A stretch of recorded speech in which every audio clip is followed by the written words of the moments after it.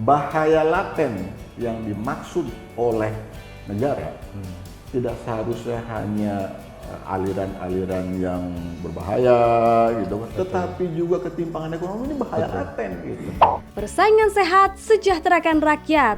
Roll 3, 2, 1. Welcome to Pod Country, podcast KPPU Kanwil 3 Bandung. Halo Sobat Kompetisi, pemirsa Pod Country dimanapun Anda berada. Assalamualaikum warahmatullahi wabarakatuh. Salam sejahtera untuk kita semua. Bertemu kembali dengan saya Aru Armando, Kepala Kantor Wilayah 3 KPPU Bandung. Dan hari ini Pod Country kedatangan tamu yang sangat spesial, pengusaha yang sudah cukup berpengalaman, tergabung di banyak organisasi yang nanti mungkin beliau sendiri yang akan memperkenalkan diri. Mungkin bisa disapa nih Pak. Assalamualaikum warahmatullahi wabarakatuh. Selamat pagi. Apa kabar para pemirsa sekalian? Oke, apa kabar Pak Kholik? Alhamdulillah sehat. Sehat ya. Yang penting sehat dulu Pak. Situasi Pandemi COVID. Oke, Sobat Kompetisi, beliau ini adalah Pak Abdul Kholik, Ketua Himpunan Pengusaha Nahdliyin. Nah, sebelum kita kulik-kulik sesuatu yang menarik dari beliau, mungkin beliau bisa ceritakan secara singkat Pak Kholik ini atau HPN ini seperti apa sih, atau apa sih itu yang namanya HPN ini? Baik, terima kasih atas kesempatannya. Mungkin perlu saya jelaskan sedikit tentang background kenapa HPN ini didirikan. HPN itu kepanjangan dari Himpunan Pengusaha Nahdliyin. Kita berdiri tahun 2011, jadi sudah 9 tahun kita berkiprah. Landasan berdirinya karena ingin para petinggi NU, Pak Kiai-Kiai di NU itu menginginkan agar topik ekonomi itu menjadi bagian dari program yang memperoleh perhatian yang lebih seimbang. Karena selama ini kan NU kalau untuk soal agama istighosah gitu kan, soal sosial politik udah sangat dikenal lah gitu kan Pak ya. Tapi di bidang ekonomi itu masih belum terdengar suaranya. Nah, padahal NU sendiri kalau kita merunut sejarahnya itu dimulainya dari Nahdlatul Tujar Pak, sebelum NU berdiri. Apa itu Pak? Nahdlatul Tujar itu kelompok saudagar. Jadi pada waktu itu berkumpullah kelompok saudagar mendirikan Nahdlatul Tujar dengan maksud bagaimana mengejar ketertinggalan ekonomi kaum Nahdliyin dibandingkan dengan kaum lain. Nah, sayangnya visi yang atau alasan berdiri Nahdlatul Tujar sampai hari ini masih berlaku. Jadi sudah hampir 100 tahun. Dari 18 berapa itu ya? 1914 kalau nggak salah. 1914 sampai hari ini artinya sudah 100 tahun lebih ya Pak ya? Betul. Tema mengejar ketertinggalan ekonomi itu masih berlaku sampai hari ini. Jadi boleh dikatakan secara pergerakan ekonomi NU ini kemana aja gitu kan? Sorry Pak, saya potong ya Sobat Kompetisi. Siap. Tadi kan mengejar ya. Dari tahun 1911 berdirinya. Betul. Sudah sedekat apa Pak? Mungkin lebih tepat pertanyaannya sudah sejauh mana Pak? Karena makin menjauh. Semakin menjauh ya. Makin menjauh. Artinya kita berlari maju, tapi yang lain berlari lebih kencang lagi maju, Pak. Sehingga kita makin jauh lah ketinggalan gapnya. Nah, kita memang NU ini memang selama ini kan lebih banyak fokus gerakannya tergiring ke masalah religi, kemudian masalah politik gitu kan. Jadi mungkin kalau sejarah kiprah politik NU di kancah perpolitikan nasional saya kira tidak terbantahkan. Mudah sekali bisa di-trace gitu kan. Kita pernah punya partai politik yang besar, lalu kemudian keluar dari arena politik, balik lagi ke politik lagi gitu kan. Nah, para kiai ini concern bahwa bersesuaian dengan teorinya Maslow ya di ilmu sosiologi kan, bahwa memberikan uang atau harta itu dapat menimbulkan posisi dominan, baik dalam politik maupun dalam sosial. Bahkan juga dalam beragama gitu Pak. Nah, menyadari ini para pengambil keputusan di Nahdlatul Ulama meminta saya untuk menginisiasi pendirian HPN yang khusus bagaimana memberdayakan, mengumpulkan, kemudian membangun silaturahmi bisnis sehingga dapat dicapai target dari PBNU bahwa Nahdien ini harusnya memiliki kemandirian ekonomi. Pragmatisnya yang paling gampang dapat dibaca adalah NU itu kan sering kalau bikin acara ahli dalam bikin proposal Pak. Jadi bikin muktamar atau bikin apa? Jago ya bikin proposalnya. Istighosa atau apa gitu kan, bikin proposal, minta sumbangan dana ke sana kemari gitu kan. Nah ini memalukan quote unquote, gitu meskipun tidak dilarang ya oleh agama. Tapi kalau bisa kan tangan di atas lebih baik, gitu Pak. Nah di sisi lain NU itu dari sejak zaman dahulu dikenal bahwa NU itu berkembang karena di backup secara ekonomi oleh anggotanya. Jadi misalnya Pak Kiai mau bikin istighosa, tidak ngedarkan undangan Pak, tidak ngedarkan proposal. Santri-santrinya lah yang Santri-santrinya datang, ada bawa ayam, ada bawa kelapa, ada bawa beras gitu kan. Jadi disupport secara mandiri. Gotong royong gitu. Nah dalam era modern ini bawa beras, bawa ayam, bawa kelapa itu kan udah nggak berlaku lagi Pak, harusnya bawa uang gitu Pak. Nah dalam konteks ini yang diharapkan kalau pengusahanya berkembang gitu kan, seharusnya semua kegiatan Nahdlatul Ulama, kegiatan kaum Nahdien bisa disupport oleh kita sendiri. Swadaya tanpa harus mengedarkan proposal tadi. Ya, mengedarkan proposal gitu Pak. Lebih jauh lagi NU ingin berkontribusi lebih banyak dalam pembangunan ekonomi nasional Pak. Karena saya kira kita semua tahu bahwa keberhasilan ekonomi suatu bangsa itu didukung oleh minimal sekian persen entrepreneur. Kan gitu Pak. Nah, Indonesia ini kan masih kurang Pak entrepreneurnya. Banyak yang udah berkelas internasional gitu kan, tapi bisa dihitung dengan jari tangan dan jari kaki kita lah gitu kan, belum banyak banget gitu. Nah, kalau kita menggerakkan entrepreneurship itu di lingkungan NU Pak, maka rule of thumb-nya paling tidak 30% dari masalah Indonesia ini selesai. Karena NU sendiri basisnya adalah organisasi mahasiswa, organisasi massa Islam terbesar di Indonesia. Terbesar, populasi kita tuh kira-kira 90 juta menurut statistik terbaru ya. Artinya terhadap total penduduk Indonesia 30%. Kita ini 30% kurang lebih. Gitu Pak. Untuk seluruh Indonesia. Kalau di Jawa mungkin barangkali 60%. 60% ya Jawa. Jadi artinya kalau kita berhasil mengembangkan entrepreneurship di NU atau pemerintah ikut mendorong, KPPU menjaga agar persaingan sehat dan adil gitu kan, maka persoalan pembangunan ekonomi di Indonesia ini ya insya Allah antara 30-60% dapat dikatakan selesai itu Pak. Jadi kontribusi itu yang ingin kita juga sumbangkan kepada negara ini. Kalau soal pendirian Republik ini, saya kira semua udah tahu lah sejarahnya bagaimana peran NU di dalam mendirikan bangsa ini, gitu kan, dalam mendirikan bangsa dan negara ini. Nah, di ekonomi ini, mosok kita sebagai apa ya, yang berkeringat, berdarah, berdarah-darah, bercucuran air mata membangun negara ini. Tapi kita secara ekonomi di pojok kan sedih banget gitu Pak. Jadi kira-kira itu Pak visi posisinya marginal gitu ya. Marginal saat ini. Jadi itulah sedang kita bangun Pak. Nah, alhamdulillah setelah 9 tahun ini berjalan, strategi kita mulai dengan tahan dulu Pak soal strategi ya. Baik. Tahan dulu. Kita mau ngobrol soal posisi HPN sendiri di NU. Ini sebagai badan otonom atau? Posisi HPN di NU ini unik Pak. Jadi sedari awal kita memang merancang bahwa HPN ini secara legal tidak terhubung dengan NU. Jadi kita tidak memiliki hubungan legal dengan NU, tetapi kita memiliki hubungan kultural dengan NU.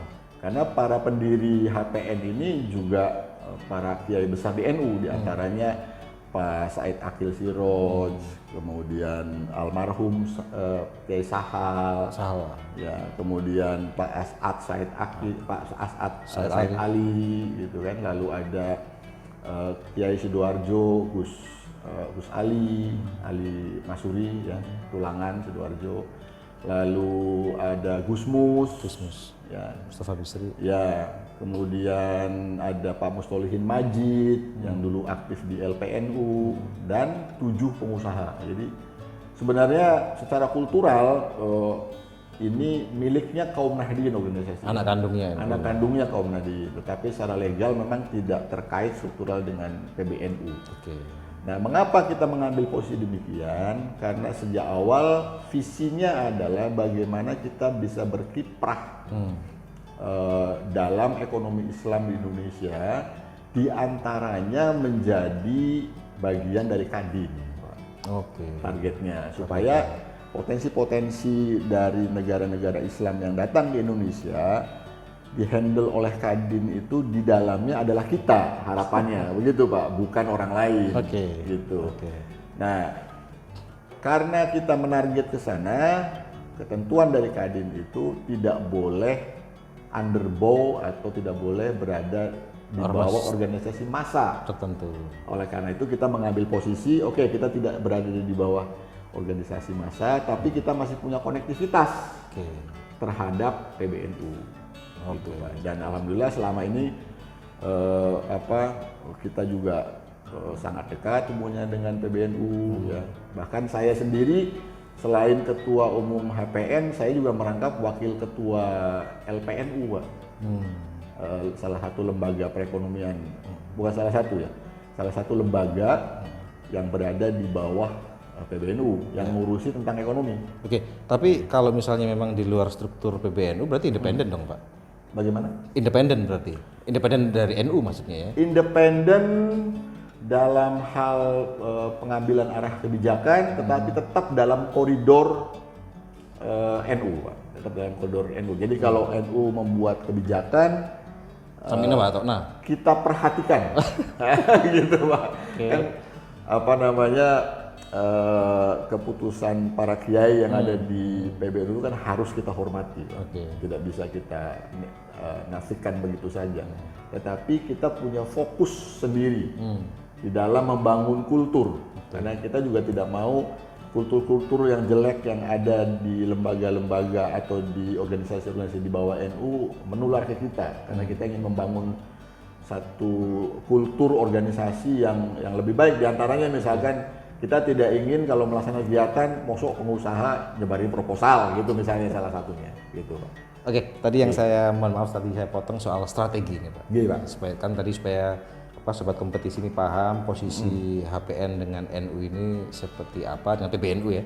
Seperti apa sudah dijelaskan. Nah, yang tadi saya potong itu soal tadi Pak Kholik tadi menceritakan soal strategi yang ingin dilakukan. Iya. Jadi pada awal HPN ini berdiri, Pak, kita melihat bahwa teman-teman pengusaha Nahdliyin ini tidak pede, Pak. Kalau ngaku bahwa dia adalah pengusaha dari Nahdliyin. Kenapa, Pak? Karena 30% loh, mayoritas. Ya, betul, Pak.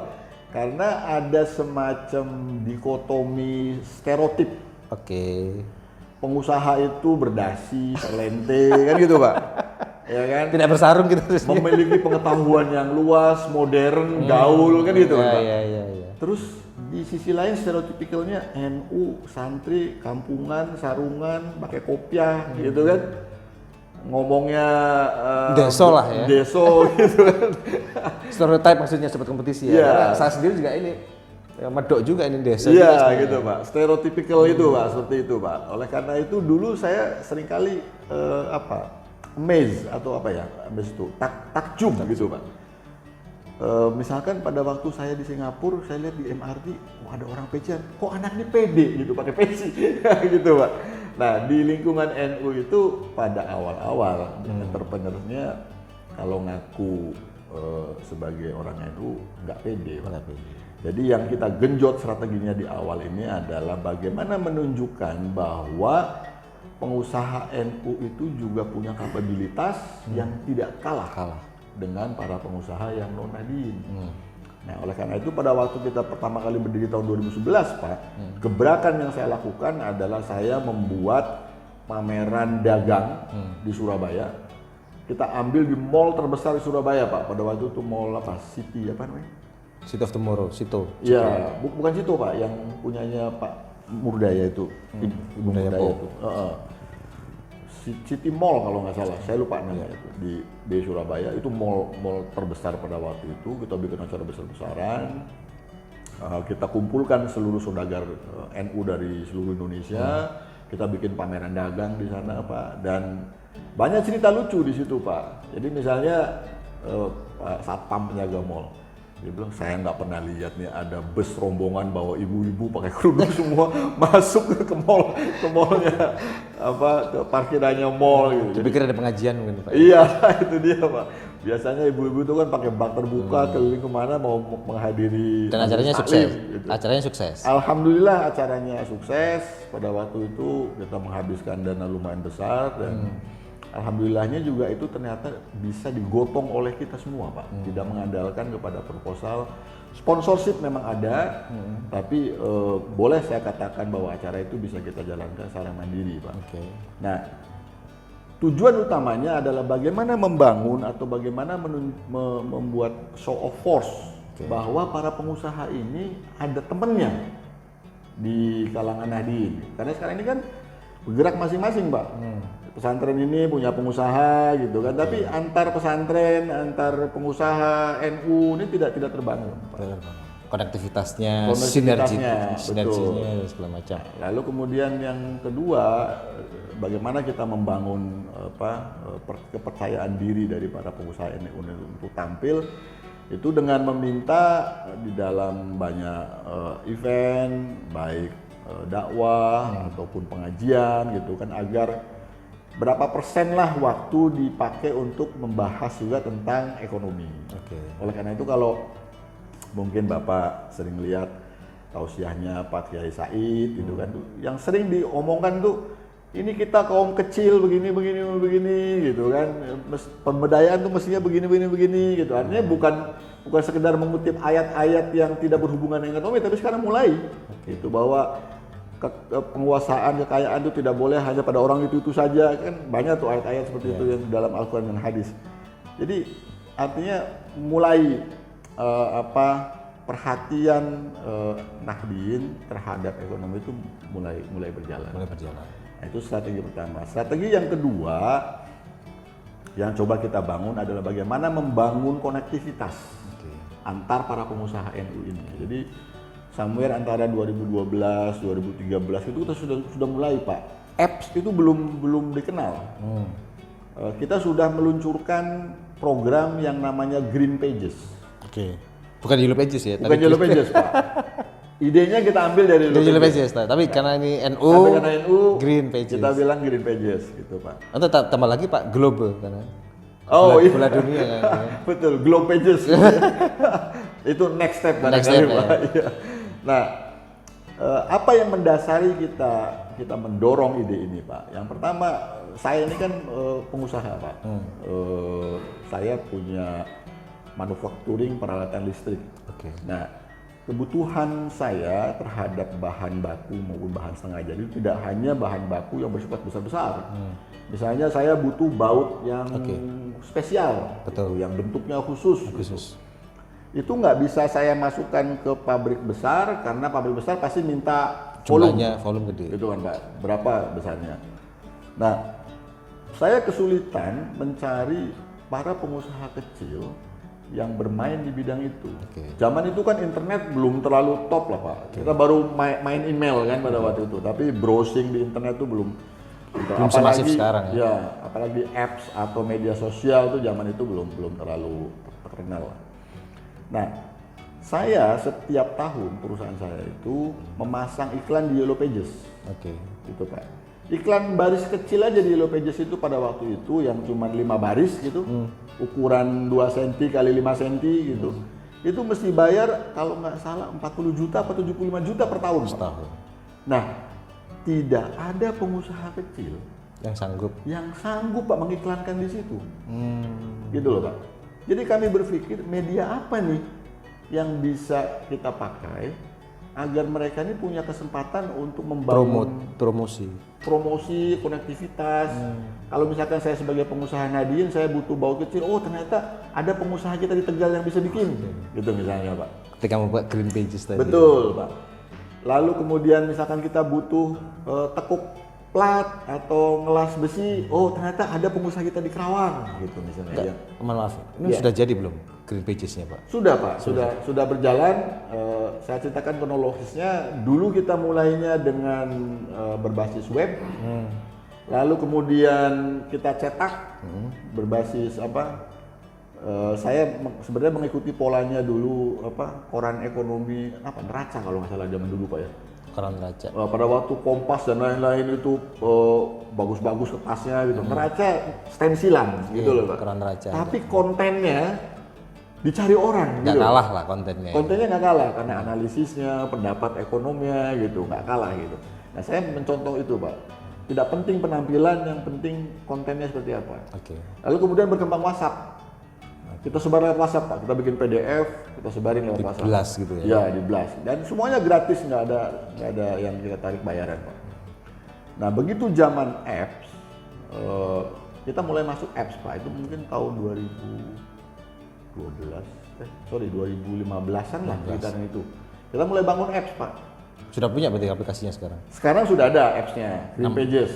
Meskipun masih jatuh bangun Pak. Tapi ini ya untuk sobat kompetisi Pak Kolik. Ini bisa dicari di Play Store. Sampai dengan 3 bulan yang lalu masih ada di Play Store Pak. Okay. Tapi sekarang kita sedang mencoba menata ulang Green Pages-nya. Karena dalam Green Pages itu kita bekerja sama dengan pengusaha Amerika yang adalah orang Indonesia. Dia sudah malang melintang di Silicon Valley sekitar 40 tahunan mereka di sana. Kalau kita ajak kerjasama, kita bangun apps. Namanya itu bukan apps lagi tapi super app Pak. Jadi super apps itu dia ada sosial media, ada untuk diskusi, ada untuk messaging gitu kan.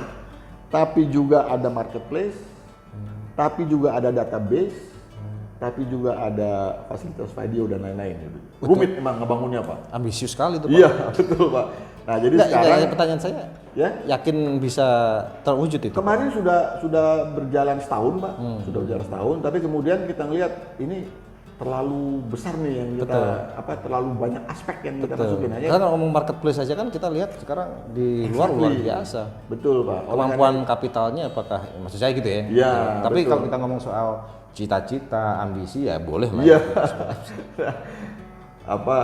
Nafsu terlalu gede Pak. Kita mau merangkul semuanya gitu kan. Ya kalau kata Soekarno Pak, mimpilah setinggi langit, kalaupun gagal jatuhnya masih ke bintang. Iya. Bagus tuh Pak, ada loh itu Pak. Nah akhirnya kita evaluasi ulang Pak. Nah, kita merencanakan akan merelaunch lagi tapi dengan lebih fokus. Saya sepakat dengan Bapak tadi, fokus kita nanti akan lebih kepada marketplace terutama yang akan kita ini kan. Dan karena di marketplace kita bisa bersilaturahmi Pak, bersilaturahmi atau dalam istilah manajemennya connectivity, networks gitu kan. Dalam istilah kita kan silaturahmi, tapi selama ini kan di Nadien yang disebut silaturahmi itu ya silaturahmi, salam-salaman gitu, kunjungan gitu kan. Nah kita ingin silaturahmi ini juga bermakna silaturahmi bisnis, gitu Pak. Dan saat ini juga dalam rangka kita pelan-pelan migrasi ke apps, kita punya WhatsApp group Pak. Itu ada sekitar 12 WhatsApp group. Pada masing-masing bidang ada ekonomi kreatif, ada ESDM, ada apa gitu. Kalau Telegram lebih banyak Pak jumlahnya. Oh lebih ini ya. Iya. Telegram itu kita belum sentuh tuh Pak, karena dulu yang populer kan masih WhatsApp gitu kan. Nah di sana mulai muncul Pak transaksi-transaksi bisnis. Kayak misalkan saya sendiri sudah sejak dari 3-4 tahun yang lalu ya. Kalau dulu saya kalau ada kebutuhan tentang metal works gitu misalnya tekuk plat, ngelas, bikin bentuk apa. Dulu saya selalu datang ke Jembatan 5, di sana banyak para toko besi, las kayak gitu. Dan sekarang enggak Pak, saya pergi ke Kerawang Pak. Karena di Kerawang tuh banyak sekali pengusaha Nahdliyin dari level menengah sampai level di bawah pohon. Gitu Pak. Mikro ya. Mikro yang mengerjakan pekerjaan-pekerjaan besi yang sesungguhnya juga menerima order dari perusahaan yang dulu saya order Pak. Oh. Jadi kenapa pula saya harus melewati yang perusahaan perantara tadi perantara, ya. gitu. Toh dia juga akhirnya ke sana juga. Yang kerjakan di bawah juga gitu. Oke, Pak, tadi ini kan strateginya connectivity ya, atau konektivitas yang kedua. Ada yang ketiga strateginya? Yang ketiga ini belum Pak. Okay. Kita baru sedang mencoba membangun konektivitas. Nah, yang ketiga nih harapan kita ingin membangun kelompok elit Pak.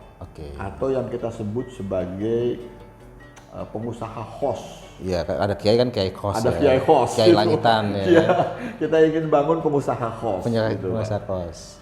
Kenapa kita ingin membangun sana? Bukan kita ingin membentuk eksklusifisme, tetapi kita ingin membuat mereka sebagai penarik gerbong yang lebih baik dibandingkan dengan para pengusaha top yang ada sekarang.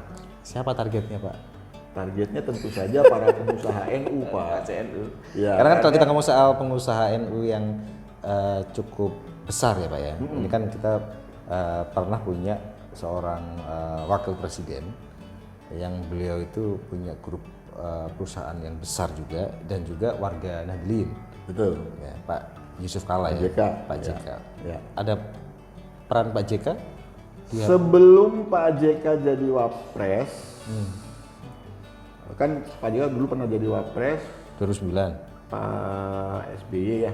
Terus juga Pak Budiono.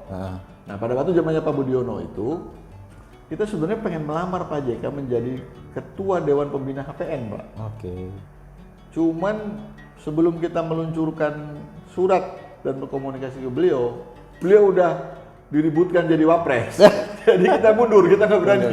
Takut mengganggu beliaunya ya, konsentrasi. Nomor satu takut mengganggu, kedua takutnya dipersepsi ini mentang-mentang mau naik terus kita mendekat gitu kan, kita nggak mau lah yang kayak gitu kan. Tapi Pak JK itu beberapa kali kita berinteraksi dengan beliau sangat humble dan perhatian beliau terhadap pemberdayaan pengusaha kecil dan menengah itu cukup baik, bukan cukup baik ya, sangat baik. Dan beberapa kali kita undang Pak dalam event pada waktu beliau belum jadi wapres. Targetnya berapa Pak? Jumlah pengusaha kos ini? Pengusaha host yang kita targetkan 7, 9, angka NU itu kan? Angka keramatnya 9. 9 kan? Angka keramatnya, jadi bintang 9. Kalau sekarang dikenal Seven Dragon gitu kan? Nah, kita 9 pengusaha host. Nah, itu harapannya Pak.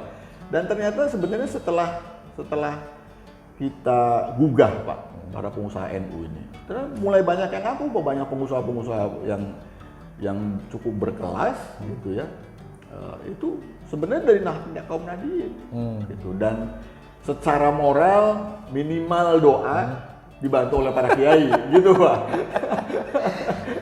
Gitu. Karena doa itu mungkin bisa separuh dari Pak ya. Oke, kalau dari sisi pemerintah Pak, gimana sikap pemerintah atau dukungan misalnya? Karena kita tahu sekarang wakil presiden kita itu jelas-jelas kiai dari Nahdliyin. Betul. Dari NU ya. Pada salah satu event Pak, di mana Pak Jokowi hadir pada event HPN ya, Himpunan Pengusaha Nahdliyin. Dalam pidato saya menyampaikan bahwa tidak ada satupun konglomerat di Indonesia ini dapat melejit, meroket tanpa pernah bersentuhan dengan pemerintah. Semuanya pernah bersentuhan dengan pemerintah, semuanya pernah dibantu oleh pemerintah, kan gitu. Yang kami minta dari pemerintah adalah opportunity atau kesempatan, bukan diberi bantuan atau diberi sesuatu yang sifatnya memanjakan, enggak Pak. Tapi tidak mau minta fasilitas lah. Iya, nggak mau minta fasilitas. Tapi berilah kami kesempatan untuk dapat muncul dengan profesionalisme kami. Banyak potensi ekonomi atau usaha peluang-peluang baru. Yes. Misalkan sekarang di era IoT ya, Internet of Things gitu kan, ada apps, ada macam-macam. Nah, Kita sorry Pak, siap. orang NU sudah bisa ngikutin tuh Pak? Udah banyak Pak. Udah banyak ya, karena kan Bapak kan tadi cerita orang NU ini dikenalnya orang yang sarungan, Sekarang yang beso gitu kan. Sekarang, main Facebook udah sering. karena saya punya senior, punya teman itu anak-anak muda NU itu luar biasa semua dan tidak malu pakai sarung tuh Pak. Betul. Para pemikir-pemikir atau intelektual. Sekarang kan sarung tidak dipandang lagi sebagai kampungan, Betul, Pak, tetapi betul. sebagai tren. Bukan tren itu, Kan betul. gitu kan, Pak? Fashion. Betul. Peci gitu. Sekarang orang bukan lagi dianggap ini sebagai identitas nasional malah kalau ya peci. itu kan begitu Pak. Nah, yang bermain di bidang IoT banyak Pak. Cuman sekali lagi Pak, at the end of the day, ya kan, kalau kita lihat kecenderungan sekarang nih, saya kira pasti punya banyak data lah yang terkait dengan itu. At the end of the day, who's behind them? Oke, Kan gitu Pak. betul. Ya itu juga, Gede-gede gitu juga loh, Pak. itu. Nah, yang kita harapkan adalah, saya nggak tahu bagaimana caranya pemerintah yang pernah saya sampaikan secara verbal kepada Pak Presiden dalam acara di mana beliau hadir itu, Pak, batasi dong peluang usaha, kasih kesempatan kepada pemain-pemain baru untuk tumbuh dan berkembang. Oke. Karena kalau dibiarkan orang yang punya duit ini kemana-mana Pak, banyak cara yang mereka bisa lakukan untuk tidak melanggar peraturan kompetisi, tetapi tetap mereka dapat mendominasi gitu Pak. Kan tidak elok Pak. Betul. Jadi sekarang misalnya Bapak lihat pada data statistik internasional, Indonesia nomor 4 Gini rasionya, timpangan Oke, ekonominya, betul. kan gitu kan Pak.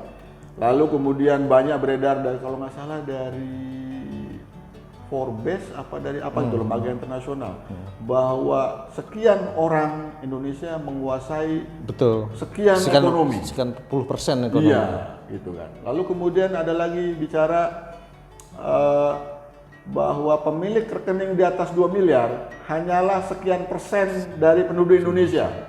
Artinya ketimpangan antara si kaya dan si miskin itu melebar karena Gini rasionya tadi. Majority hanya memegang tabungan di bank di bawah 100 juta. Oke. Kan menyedihkan gitu loh Pak. Ini negara Pancasila yang berkehendak untuk mensejahterakan masyarakatnya, berkeadilan sosial, kan gitu Pak. Kita tidak ingin menjadi pasar bebas yang mempertarungkan antara gajah dan pelandu. Betul. Kan gitu kan Pak. Tapi ada celah-celah yang menurut saya pemerintah mestinya bisa melakukan affirmative action, gitu loh Pak, untuk membuat agar hal-hal yang memang tidak melanggar aturan yang ada dan kalaupun melanggar susah dibuktikannya, kan gitu kan Pak. Ya. Tapi kalau pemerintah punya will, siapa yang bisa menahan? Betul. Dan willnya ini kan bukan untuk Mematikan ya. Bukan untuk kejelekan gitu Pak. Tapi untuk menumbuh kembangkan atau affirmative action untuk pelaku usaha mikro kecil menengah tadi. Gitu Pak, supaya Kue ketimpangan- ekonomi ini bisa merata Betul, lah, dinikmati oleh masyarakat. dan ketimpangan ini kalau kita melihat sejarah Pak, semua kasus besar, malari, apalagi 97 kemarin, reformasi. landasan utamanya atau bara apinya berasal dari ketimpangan. Ketimpangan tadi. Karena banyak orang yang merasa Betul Pak. tidak adil. Jadi artinya bahaya laten yang dimaksud oleh negara tidak seharusnya hanya aliran-aliran yang berbahaya gitu, tetapi juga ketimpangan ekonomi ini bahaya laten gitu. Karena sejarah membuktikan Pak, malari bukan karena aliran loh, Ya 74 ya. ya kan? Kemudian 97 98. Itu lebih pada semuanya aspek sosial ekonomi. bukan karena rasial, menurut saya rasial itu hanyalah Bukan sosial ekonomi justru ya, masalahnya. betul Pak. Itu hanyalah Bumbunya, bungkus. pembungkusnya. Iya. Betul. Untuk lebih membuat orang terbakar gitu kan Pak. Tapi sesungguhnya starting point-nya atau percikan pertamanya Ketidakadilan tadi. ketidakadilan.